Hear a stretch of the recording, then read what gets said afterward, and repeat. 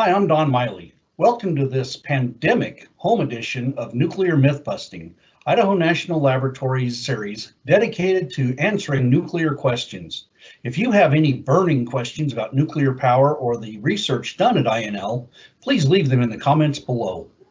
Today's question comes from Joe, who asks, I've heard we really don't need nuclear power when other alternatives like wind and solar exist. Is that true? Well, Joe, let's dig in and look at how nuclear compares to wind and solar. In 2019, wind and solar combined for 10% of the United States electricity, while nuclear supplied 20%. Nuclear provided twice as much electricity as wind and solar, and it accounted for over half of our carbon-free electricity. In fact, to replace one nuclear power plant, you would need 3 million solar panels. One challenge with relying entirely on wind and solar power is that they are intermittent sources. They work well only when the sun is shining and the wind is blowing. According to the Department of Energy, nuclear power plants operate at maximum efficiency 92% of the time, compared to 26% for solar and 37% for wind.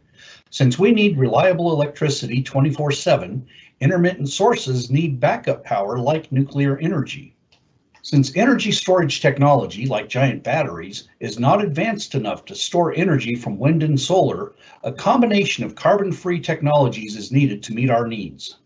By combining nuclear energy with intermittent sources like wind and solar, we can have enough electricity at peak times and sell excess energy and heat to industry when the grid has all it needs.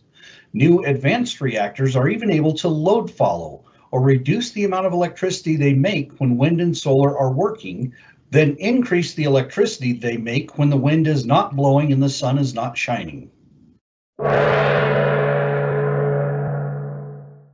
So Joe, as we've learned, even though wind and solar contribute to add to the grid, they'll never be enough on their own to meet the nation's growing clean energy needs. That'll do it for this edition of Myth Busting. Thanks for joining us. Please be sure to follow INL on Instagram, Facebook, and Twitter, or go to inl.gov to read stories about some of the other incredible research that takes place here. See you next time.